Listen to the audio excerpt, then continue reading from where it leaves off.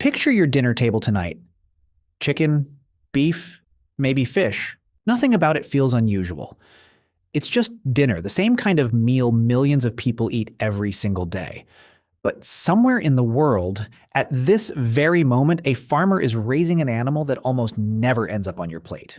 Not because it's impossible to farm, not because nobody wants it, and not because only its skin is valuable. In fact, many of these animals are raised for both their skin and their meat. Yet chances are you've never eaten it, and probably never even thought about trying it. So, what animal are we talking about? A crocodile, which raises a much bigger question.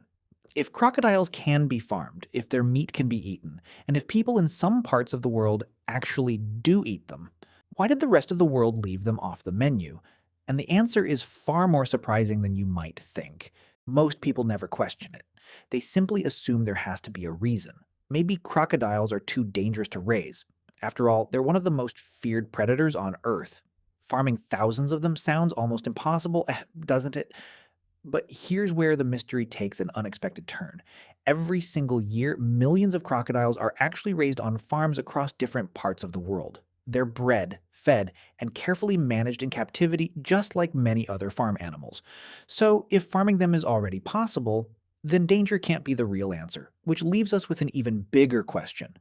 If people can raise crocodiles, why don't most people eat them? People who've actually eaten crocodile often describe it very differently. Some compare it to chicken, while others say it tastes more like a firm white fish. It's lean, packed with protein, and in some places it's even considered a healthy alternative to more common meats. Long before modern farms, grocery stores, or even written history, humans were already living alongside crocodiles. In ancient Egypt, these powerful reptiles were impossible to ignore. They lived in the same rivers people depended on every day. Some communities feared them, others respected them as god Sobek, and many learned how to hunt and eat them and use every part of them.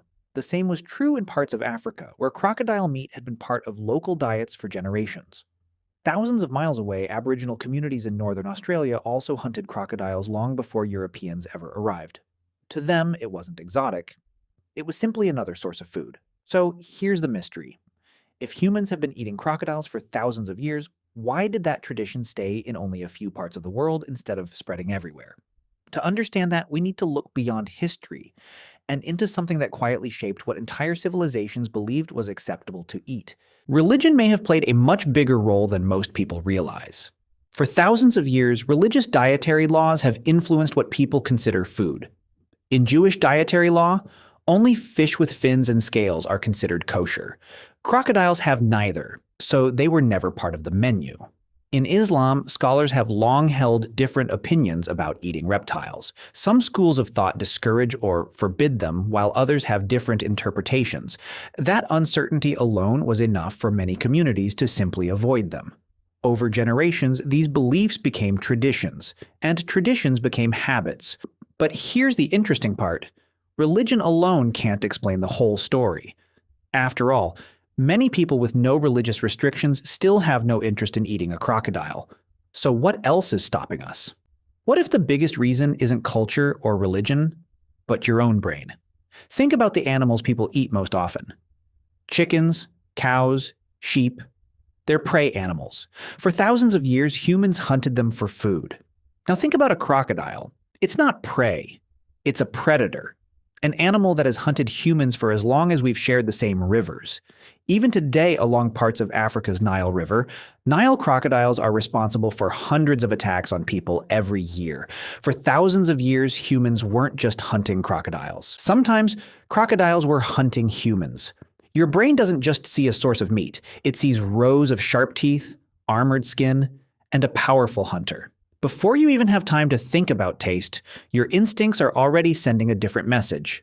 Stay away. Psychologists call this a threat-based disgust response. Your brain reacts to danger first, and food second. Look at your cows, sheep, and dogs. They are warm-blooded animals. Their faces and movements feel familiar. You can look into a dog's eyes and almost read its emotions. A crocodile is different. It's cold-blooded. Its face barely changes. Its eyes reveal almost nothing. When you look at one, it doesn't feel like you're looking at another living creature. That stillness is part of what makes it terrifying, almost alien. But even that isn't the whole story. If our instincts reject crocodiles, then why do millions of people in some countries eat them without thinking twice? The answer isn't just psychology, it's also business. Unlike chickens or cattle, crocodiles aren't mainly raised for meat. The real value has traditionally been their skin, which is used to make luxury leather products like handbags, belts, and shoes. A single high-end crocodile leather bag can sell for tens of thousands of dollars. Meat is often treated as a secondary product. Processing crocodiles is slower, more expensive, and far more difficult than processing common livestock. Without strong consumer demand, there was never a reason to build a massive meat industry around them. But here's the twist. Even without a global industry, some countries still eat crocodile meat as if it's completely normal. So why does it feel strange to us, but ordinary to them? In parts of Australia, crocodile meat is served in restaurants. In Thailand, Vietnam, and Cambodia, it's grilled, stir-fried, and sold in local markets. In Zimbabwe and South Africa, crocodile farms supply both meat and leather. And in the southern United States, alligator, a close relative of the crocodile, is a familiar part of Cajun cuisine. People who grow up with these foods, there's nothing unusual about them. They don't see crocodile as a terrifying predator. They simply see dinner, which reveals something important. The meat was never the real problem. So if it isn't the taste, the history, the religion, or even the farming itself, then what has really been shaping the choices on our plates all this time? That's the final piece of the puzzle. After looking at every piece of the puzzle, the answer becomes much clearer. We don't avoid crocodile meat because it tastes bad. We don't avoid it because it can't be farmed, and we don't avoid it for just one single reason. Our choices were shaped over thousands of years by history.